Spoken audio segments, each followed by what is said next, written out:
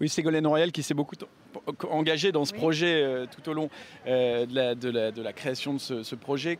Vous avez vu assez ému tout à l'heure aux côtés du gouverneur de Virginie. Oui, parce que c'est un rêve qui devient réalité. C'est ça qui est formidable. C'est beaucoup de travail aussi, c'est du bénévolat et puis c'est l'engagement de la région Poitou-Charentes pendant 10 ans, sans savoir au départ si ça allait aboutir. Et donc c'est vraiment à la fois un moment très fort, historique, puisque ça rappelle aussi l'amitié entre la France et les États-Unis d'Amérique. Donc il y a aussi un message universel. Il y a à la fois donc une aventure d'un territoire, de gens qui ont cru, de petites entreprises qui sont engagées dans cette reconstruction. Et puis aujourd'hui, ça prend maintenant une dimension mondiale, puisque ce sont les valeurs de liberté, de fraternité, de solidarité lorsqu'il y a des combats pour l'indépendance. C'est l'esprit pionnier aussi que l'on retrouve aux États-Unis d'Amérique, c'est l'esprit d'aventure, c'est l'engagement, c'est la générosité, c'est la jeunesse. Lafayette n'avait pas 20 ans quand il s'est engagé dans ce combat, donc ça fait quand même rêver. C'est tout cela, aujourd'hui, dans une ambiance en plus chaleureuse. Alors justement, un mot de l'accueil des Américains. Est-ce que vous attendiez un pareil accueil ? On ne savait pas. Chaque étape est une surprise, chaque étape est une attente. On ne sait pas, peut-être que l'Hermione aurait pu ne pas arriver jusqu'ici, l'Hermione aurait pu ne jamais flotter, l'Hermione aurait pu ne pas trouver d'équipage.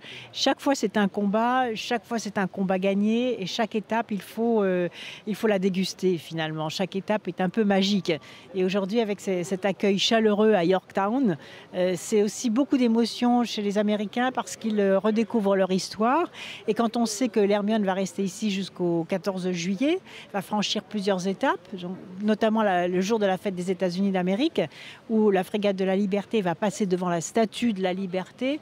Ça, c'est quand même un message magnifique pour le monde entier. Est-ce que vous pensez que cet événement aurait été possible au début des années 2000, quand la France et les États-Unis n'avaient pas cette relation aussi forte ? Est-ce que c'est possible justement parce que cette coopération militaire existe encore plus que jamais aujourd'hui entre la France et l'Amérique ? Mais vous savez, à l'origine, c'est une poignée de passionnés qui ont lancé cela. Ça n'a pas du tout été une initiative des États. C'est des citoyens qui un jour se sont levés, se sont dit « Allez, on va refaire la frégate de Lafayette ». Donc ça paraissait un rêve absolument fou.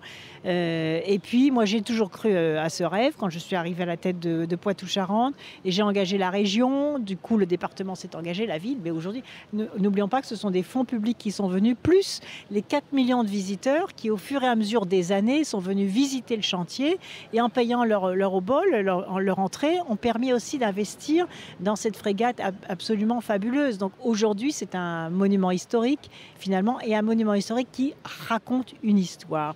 Une histoire de liberté, une histoire de courage, une histoire de fraternité, une histoire d'esprit d'aventure, une histoire de générosité. Et ça, ce sont des valeurs dont on a plus que jamais besoin.